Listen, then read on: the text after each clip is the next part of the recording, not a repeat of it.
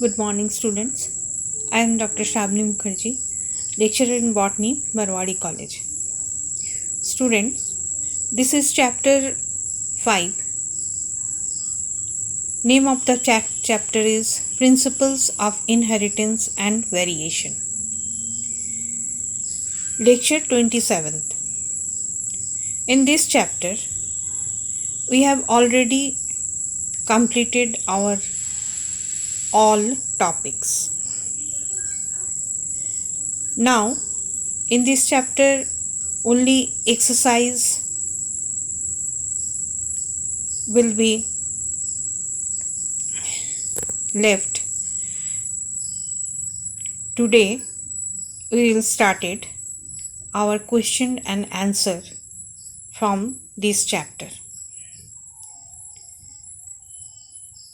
Now, the question number 1. Mention the advantages of selecting pea plant by Mendel. Students, हम लोगों ने ये chapter ख़त्म कर लिया है. आज हम लोग इसके क्वेश्चन आंसर को करेंगे.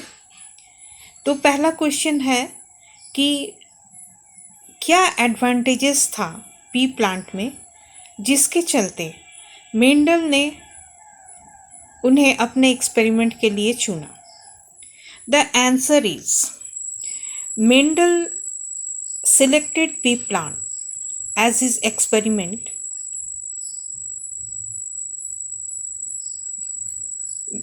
material because of following special features. Number 1. Plants were annual, having short lifespan, and it was easy to cultivate them from one generation to the next. Plants बहुत शॉर्ट लाइफ को दिखा रहे थे, जिस वजह से उन्हें कल्टीवेट करना और फिर कई जनरेशन तक उनका स्टडी करना बहुत ज़्यादा सुविधा मिलता था. Number 2. They have sharply defined inherited differences which were available as different varieties. जो भी उनमें इनहेरिटेड डिफरेंसेस थे, जैसे टॉल है तो ड्वार्फ है, रेड है तो उसके साथ वाइट है, ये बहुत शार्प था. Number 3. Selfing can be easily done. Selfing बहुत आसानी से हो जाती थी. Number 4. Cross breeding was easy to perform. और क्रॉस ब्रीडिंग यानी क्रॉसिंग भी बहुत अच्छी तरह से होता था. Number 5. Hybrids produce are all fertile. जितने भी हाइब्रिड्स मिलते थे सभी फर्टाइल होते थे. Number 6. Plants with 7 pairs of contrasted characters are readily available. जितने भी कंट्रास्टिंग कैरेक्टर्स थे वो प्लांट्स में हमेशा मिलते रहते थे. ये 6 पॉइंट था आपका इस क्वेश्चन का आंसर कि मेंडल ने पी प्लांट को क्यों अपने एक्सपेरिमेंटल प्लांट बनाया. Now question number 2. Differentiate between the following. Number 1. Dominance and recessive. आपको अंतर बताना है, जिसमें 3 अंतर दिया गया है. पहला है डोमिनेंस एंड रिसेसिव. दूसरा है होमोजाइगस एंड हेटेरोजाइगस. थर्ड है मोनोहाइब्रिड एंड डाइहाइब्रिड. तो पहला को हम लोग लेते हैं, जिसमें है डोमिनेंट एलील एक तरफ और रिसेसिव एलील दूसरे तरफ. आपको इसमें डिफरेंस बताना है. तो पहला डिफरेंस जो है डोमिनेंस के बारे में, it is able to express itself even in the presence of its recessive alleles. मतलब ये अपने आप को एक्सप्रेस कर सकता है जब इसके साथ इसका रिसेसिव एलील होगा. It is unable to express its effect in the presence of dominant allele. जब भी रिसेसिव एलील रहेगा डोमिनेंट के साथ तो वो कभी भी अपने आप को एक्सप्रेस नहीं करेगा. Number 2. It expresses in all generations. Her generation में डोमिनेंट अपने आप को एक्सप्रेस करेगा. रिसेसिव का क्या है? It does not express in all generation. Recessive में आप देख चुके हैं कि कैपिटल टी स्मॉल टी जो F1 जनरेशन में मिला था स्टूडेंट, वो अपने आप को रिसेसिव जो है वो कभी भी एक्सप्रेस नहीं करता था, यानी F1 जनरेशन में रिसेसिव एक्सप्रेस नहीं होगा।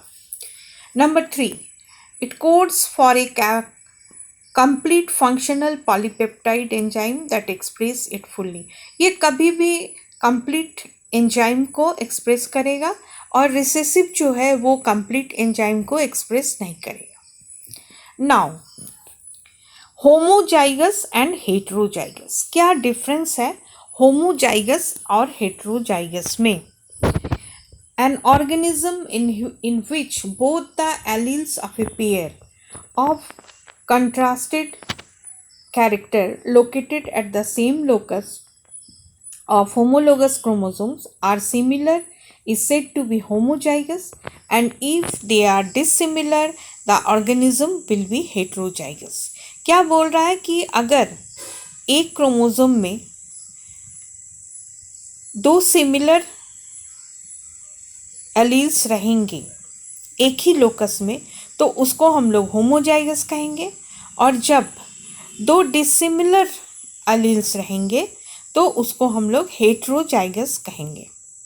Now monohybrid and dihybrid, a cross dealing with the inheritance of one pair of contrasted characters is called as monohybrid.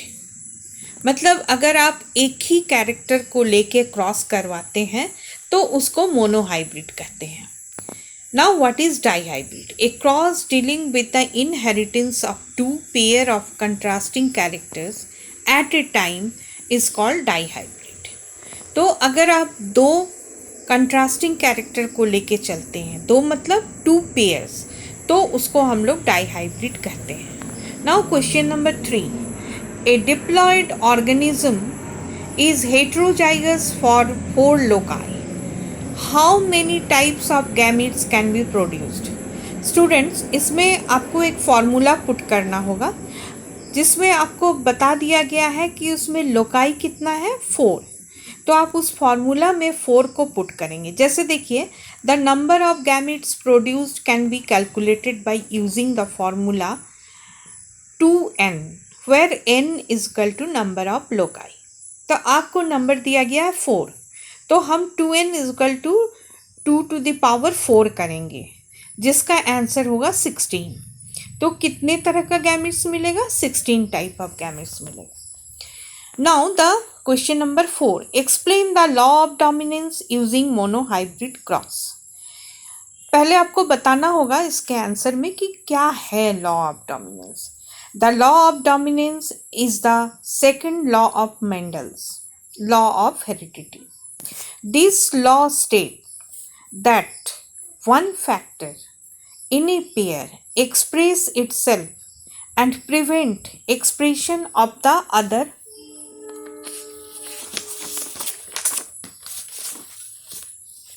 when a cross was made between a tall pea plant and a dwarf pea plant।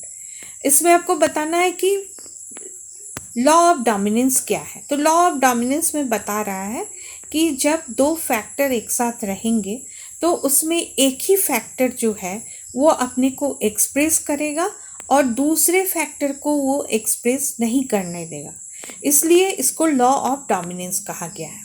इसका example में आप एक toll और एक dwarf plant का cross करवाएंगे, जिसमें आपको दिखाना होगा कि टॉल का gamete capital T and dwarf का गैमीट स्मॉल टी है, और दोनों को क्रॉस करने से क्या मिला? F1 में सारे प्लांट्स टॉल मिले, जिसका हम लोग टी एंड टी से डिनोट करते हैं।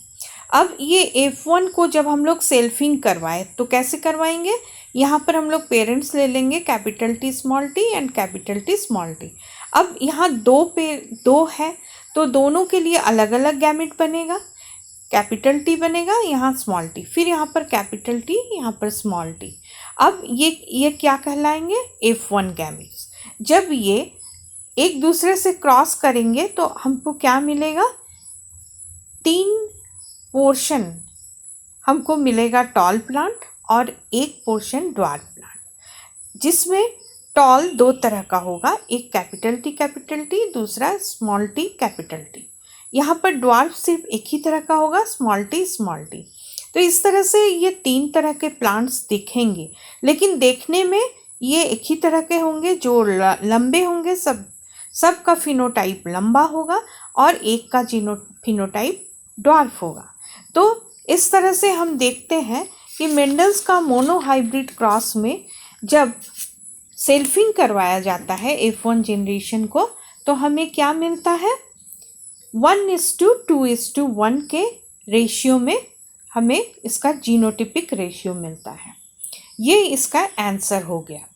तो स्टूडेंट्स, आपको जब भी मेंडल्स का लॉ ऑफ डोमिनेंस का पूछा जाए तो आप सबसे पहले एक मोनोहाइब्रिड क्रॉस को दिखाएंगे F1 जनरेशन तक, और उसके बाद उसके पहले आप स्टेट करेंगे कि कैसे लॉ ऑफ डोमिनेंस होता है। ठीक है, इस तरह से आपका क्वेश्चन नंबर 4 तक इस लेक्चर में ख़त्म होता है, और क्वेश्चन नंबर 5 से हम लोग दूसरे लेक्चर में आगे बढ़ेंगे। Okay, thank you students.